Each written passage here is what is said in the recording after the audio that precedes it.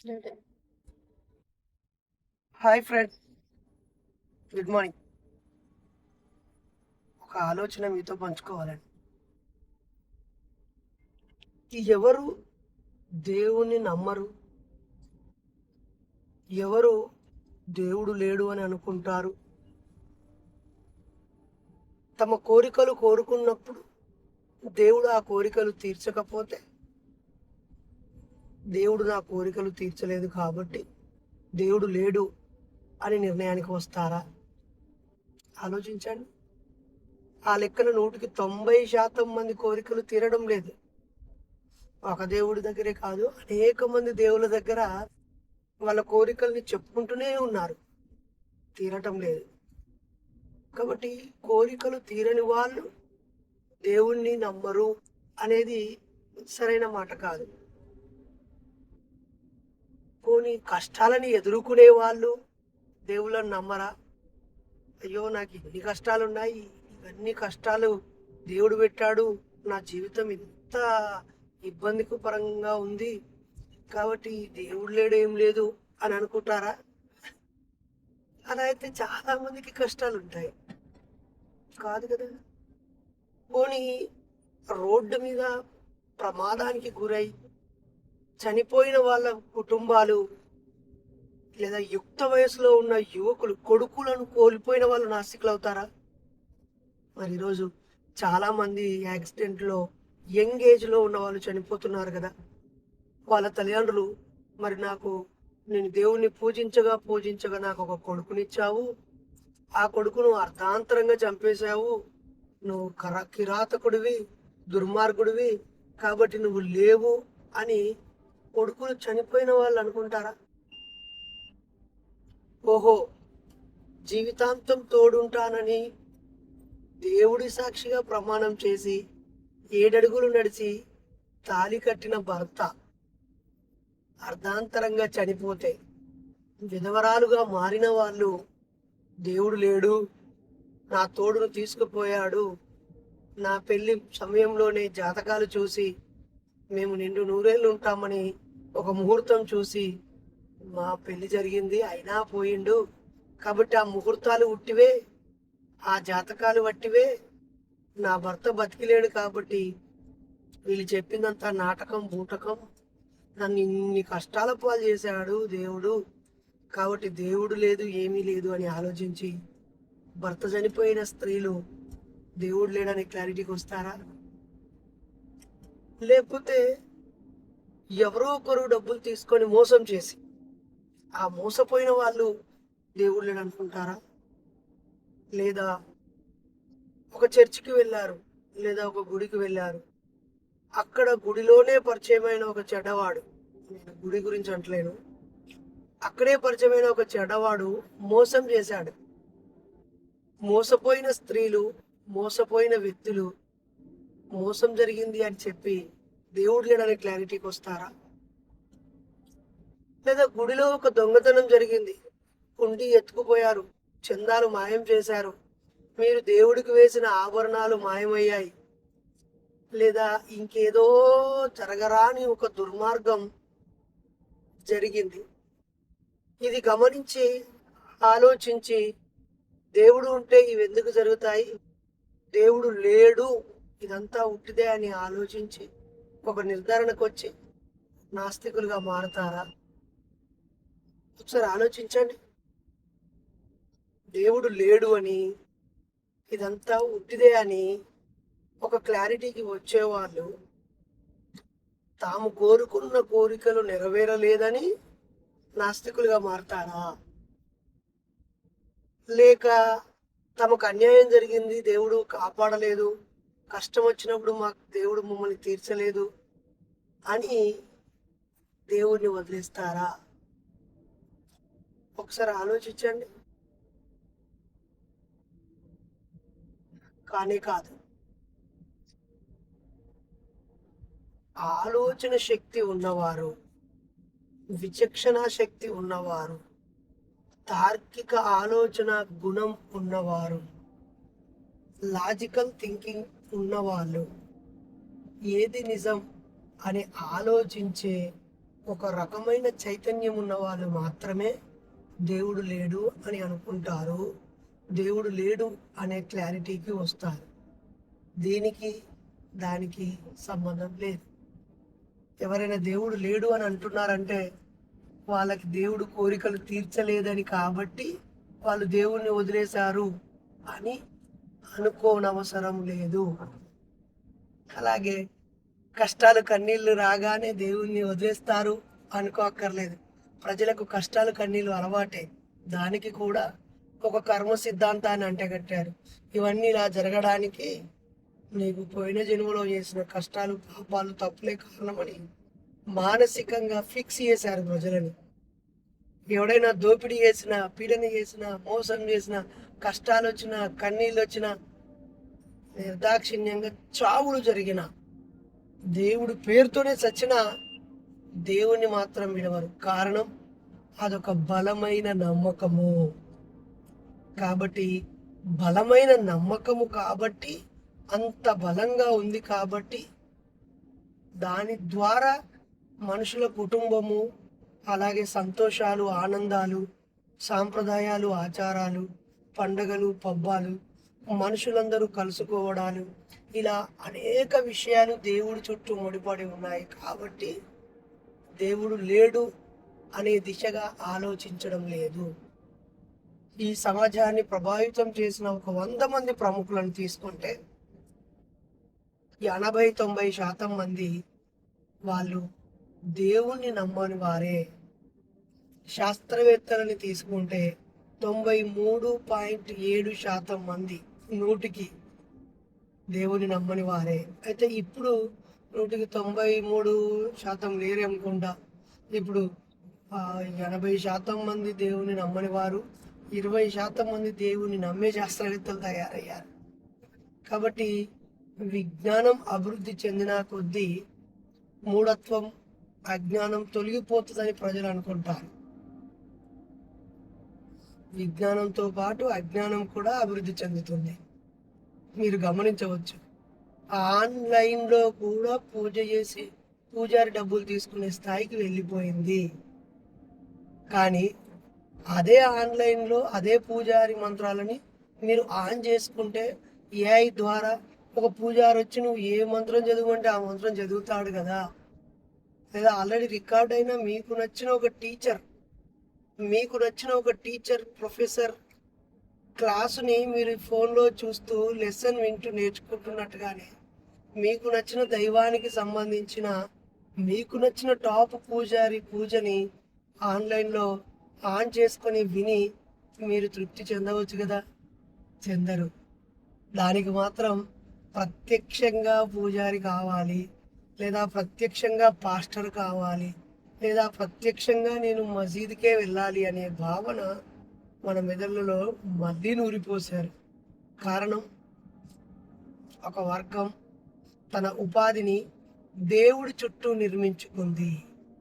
కాబట్టి దేవుడి చుట్టూ నిర్మించుకున్న ఆ ఉపాధి కోసమే మీ అందరినీ ఇక్కడికి రండి, అక్కడికి రండి, మక్కాకు వెళ్ళండి, మదీనాకు వెళ్ళండి, జెరూసలేంకు వెళ్ళండి, యేసు ప్రభువును పూజించండి, లేదా తిరుపతికి వెళ్ళండి, షిరిడీకి వెళ్ళండి, భద్రాచలం వెళ్ళండి అని చెబుతూ ఆయా ఆలయాలకు సంబంధించిన ప్రదేశాలలో ఏకంగా విమానాశ్రయాలు కట్టారు.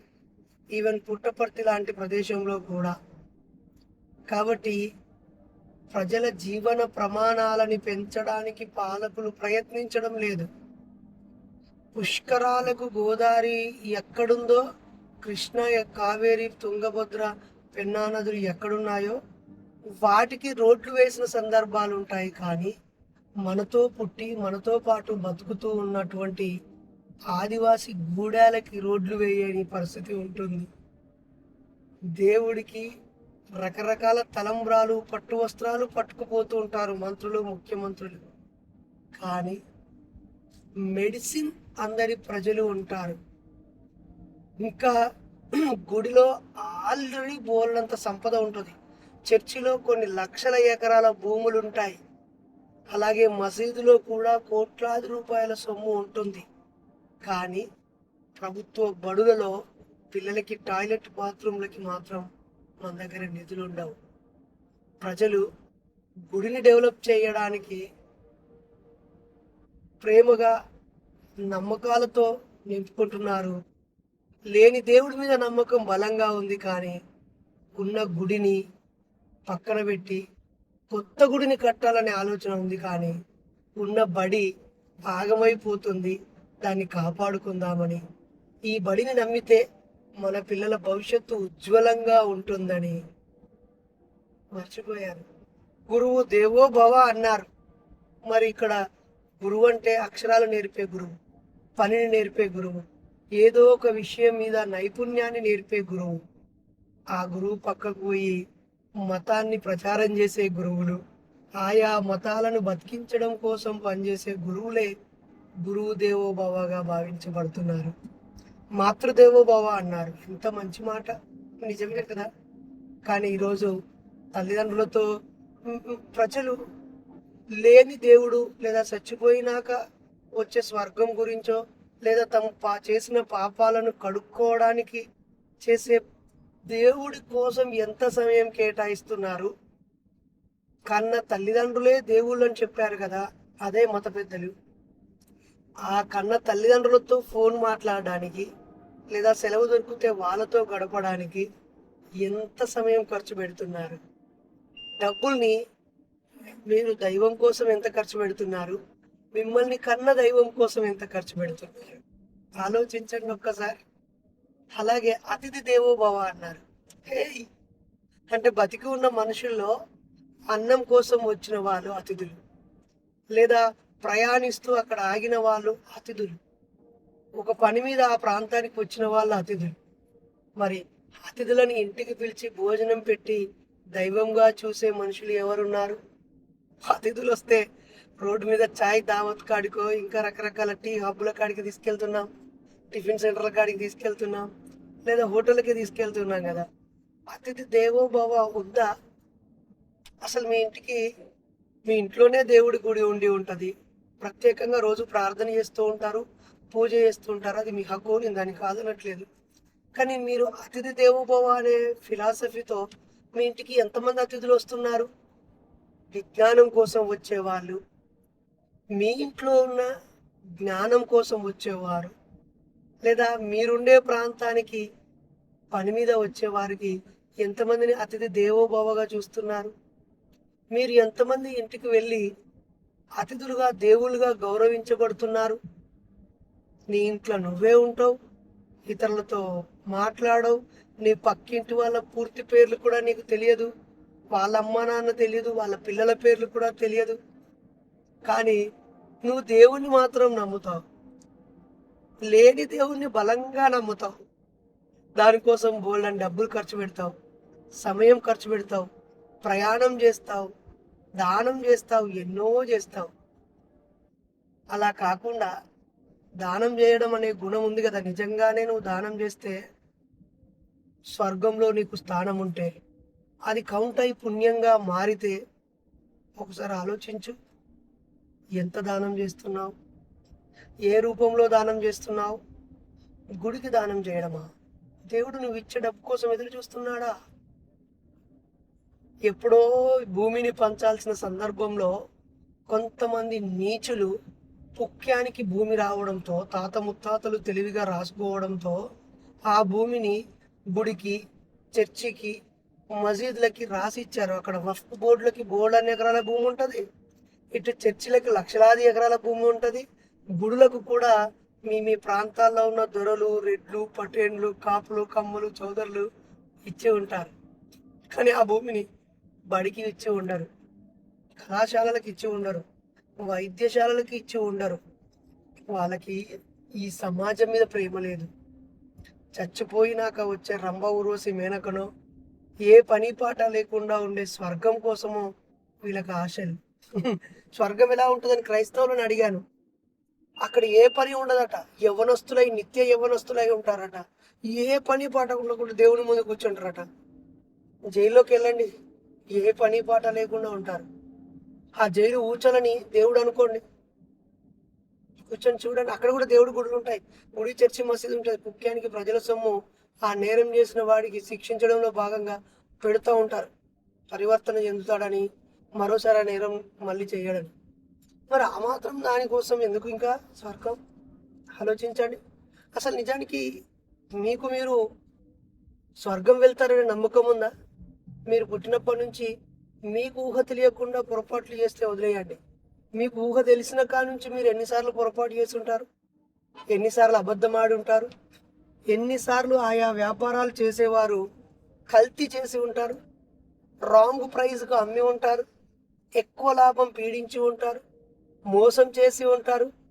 ఇతర ఆడపిల్లలని నాశనం చేసిన వాళ్ళు ఎంతుంటారు? అసలు ఆడపిల్లల్ని తప్పుగా చూసిన నీచులు ఎంతమంది ఉంటారు? మగపిల్లల్ని మోసం చేసిన ఆడపిల్లలు ఎంతమంది ఉంటారు? చాలా నేరాలు చేసి, చాలా తప్పులు చేసి, చాలా నీచాతి నీచంగా, స్వార్థంగా, కుళ్ళు, కుతంత్రంతో బతుకుతూ మళ్ళీ దైవాన్ని పూజిస్తూ, ఆయా మతాల చిహ్నాలను ధరిస్తూ, మేము మతానికి ప్రతినిధులం అన్నట్టుగా మీకు మీరే ఒకరేమో జై శ్రీరామ్ అంటారు, ఒకరేమో ప్రైజ్ ద లార్డ్ అంటారు, ఇంకోడేమో సలాం అలైకుం వాలేకుం సలాం అంటారు. నిజమే, మీరు భక్తులే. కానీ మీ దేవుడు మిమ్మల్ని క్షమించడు. పక్కా క్షమించడు. ఆలోచించండి. ఉన్నాడా లేడా అనే విషయాన్ని రెండో అంశంగా పెట్టండి. నువ్వున్నావు. నీ చుట్టూ సమస్య ఉంది. ఉన్న సమాజంలో ఏ మార్పు తీసుకురావాలో నీకు తెలిస్తే ఆ మార్పు కోసం ఆలోచించు. నీతిగా, నిజాయితీగా, విలువలతో జీవించు. నిన్ను నువ్వు సంస్కరించుకో. నీ కుటుంబాన్ని తీర్చిదిద్దుకో. శ్రమతో, కష్టంతోనే జీవించు. కొంతమంది పనికిమాలిన ఎదవలు నా వాట్సాప్, యూట్యూబ్లో, ఫేస్బుక్లో కామెంట్ చేస్తుంటారు, ఏదైనా పని చేసుకోరా అని ఒకడు. అరే నేను రోజు ఖాళీ లేకుండా పనిచేసిన నా భార్య పిల్లలకు తిండి పెట్టలేకపోతున్నా, నువ్వు ఎట్లా సంపాదిస్తున్నావు, ఎట్లా బతున్నావు, ఎక్కడి నుంచి ఏ దేశం నుంచి వస్తున్నాయి అంటున్నాడు. ఆ బ్లడీ ఈడియట్స్ గురించి ఆలోచించండి. నేను కానీ నాకు ఒక్క పని చేస్తే తిండి సరిపోతుంది కాబట్టి 2 పనులు చేస్తూ మిగులును సంపాదిస్తున్నాను. 3 పనులు చేస్తూ సమాజ సేవలో భాగమవుతున్నాను. 4 పనులు చేస్తూ నన్ను నేను బలోపేతం చేసుకొని విస్తరించుకుంటున్నాను. 5-6 పనులు చేస్తూ ఉంటాను. అది వ్యవసాయం నుంచి, కౌన్సిలింగ్ నుంచి, చిన్న చిన్న బిజినెస్ల నుంచి ఎన్నో పని చెయ్యాలి. జ్ఞానం సంపాదించాలి, అనుభవం సంపాదించాలి, నిత్యం చలనంలో ఉండాలి, చదువుతూ ఉండాలి, ఇన్స్పైర్ చేస్తూ ఉండాలి. ఎన్నో పనులు ఉన్నాయి. నీ ఇష్టం వచ్చినట్టుగా నువ్వు బతకడం తప్పు కాదు. కానీ అజ్ఞానంలో బతకడము, మూర్ఖత్వంలో బతకడము, మూర్ఖత్వాన్ని, తప్పును, చెడుని కడగడానికి, తుడవడానికి ప్రయత్నించకపోతే నీ తల్లి దాకా, నీ చెల్లి దాకా, నీ బిడ్డ దాకా, నీ కొడుకు దాకా, నీ దాకా వస్తాయి. జాగ్రత్త. దేవుడు అనేది ఒక నమ్మకమే, నిజం కాదు. జ్ఞానంతో, చైతన్యంతో జీవించండి అంతే. ఉదయం ప్రయాణిస్తూ ఉంటే దారి పొడుగుతో చూసే అజ్ఞానము, మూఢత్వాన్ని చూసి విసిగెత్తి మా ఆవిడ చేతిలో ఫోన్ పెట్టి జాగ్రత్తగా నడుపుతూనే, ఎర్లీ మార్నింగ్ కాబట్టి ట్రాఫిక్ ఏమీ లేదు, జాగ్రత్తగా వీడియో తీస్తున్నాము. అక్టోబర్లో అంటే ఇంకా 60 రోజుల తర్వాత 17, 18, 19 చెన్నైలో మహాసభలు జరుపుతున్నాం. ఈ 2 నెలల ముందు అంటే ఈరోజే టికెట్లు తీయడానికి ఒక 10 మంది ఒక చోట కూర్చుని అందరికి టికెట్స్ బుక్ చేస్తూ ఉన్నాం. దానికోసం వాళ్ళు హైదరాబాద్ నుంచి మా దగ్గరికి వస్తే ఆ 10-20 మందికి తలా 500 అప్ అండ్ డౌన్ ఖర్చు అవుతాయి. 20 మంది కంటే 10,000. అదే నేనే 1000 రూపాయల డీజిల్ పోసుకుంటే నా కుటుంబంతో అటు వెళ్తే మిగతా 9,000 సేఫ్ అవుతాయి కదా. అందుకే వెళ్తున్నాం. మా కిరణ్ కుమార్ రెడ్డి అనే వాళ్ళ ఇంట్లో ఈ రోజంతా మా రాష్ట్ర కమిటీ, యూత్ కమిటీ, ముఖ్య నాయకులు వీలైన వాళ్ళు కూర్చుని ఎవరెవరు ఎక్కడి నుంచి అన్ని టికెట్లు రాసుకొని వాళ్ళందరికీ టికెట్లు తీసుకునే పనిలో ఉన్నాం. మీలో ఎవరైనా చెన్నై మహాసభలు 3 రోజులు ఉన్నాయి. మేము దాన్ని విజ్ఞాన విహారయాత్రగా మార్చేశాము. సభలు అంటే రొటీన్గా బోర్గా ఫీల్ అవుతున్నారు ప్రజలు. అయినా 2 రోజులు ఆరోగ్యం పైన, ఆర్థిక అంశాలపైన, కుటుంబ నిర్వహణ పైన, చరిత్ర పైన, చాలా విషయాలపైన క్లాసులు చెప్తూనే మార్నింగ్ అవర్స్ బీచ్కి వెళ్ళి రావడం, ఈవినింగ్ షాపింగ్కి వెళ్ళడం, రాత్రి మ్యూజిక్ అండ్ డ్యాన్స్ మ్యాజిక్ పెట్టుకోవడం, ఆ తర్వాత మహాబలిపురం చూడడం, లైట్ హౌస్, అక్కడి షోర్ టెంపుల్ చూడడం, ఇలా శిల్పాలు, మెరీనా బీచ్ ఎన్నెన్నో ప్లాన్ చేసుకున్నాం. సో మేమైతే దేవుణ్ణి మొక్కకుండానే హ్యాపీగా జీవిస్తున్నాం. ఒకవేళ మాకు సడన్గా ఏదైనా ప్రమాదం యాక్సిడెంట్ అయితే దేవుడు యాక్సిడెంట్ చేసిండా అని మేము దేవుని నిందించాం. లేకపోతే దేవుడా కాపాడు అని దేవుడి మీద ఆధారపడం. ఎవరైనా పోయే మనుషుల్లో మానవత్వం ఉన్న వాళ్ళు 108కి ఫోన్ చేస్తారు. ఇంకా మానవత్వం ఉన్న వాళ్ళు 108 రాకముందే మమ్మల్ని వాళ్ళ కారులోనో ఆటోలోనో వేసుకొని హాస్పిటల్ చేరుస్తారు. అక్కడ వైద్యం తెలిసిన జ్ఞానవంతులైన డాక్టర్లు మాకు వైద్యం చేస్తారు. ఆ వైద్యులు తయారు కావడానికి మేము చచ్చిపోయాక మా బాడీలను మెడికల్ కాలేజ్కే రాసిచ్చాం కాబట్టి ఇంకా హ్యాపీగా ఉంది. ఓకేనా ఫ్రెండ్స్? మరి కష్టాలకి కన్నీళ్ళకి కారణం వెతకాలి, పరిష్కారం ఉంటుంది, మార్గం వెతకాలి, ఆనందంగా జీవించాలి.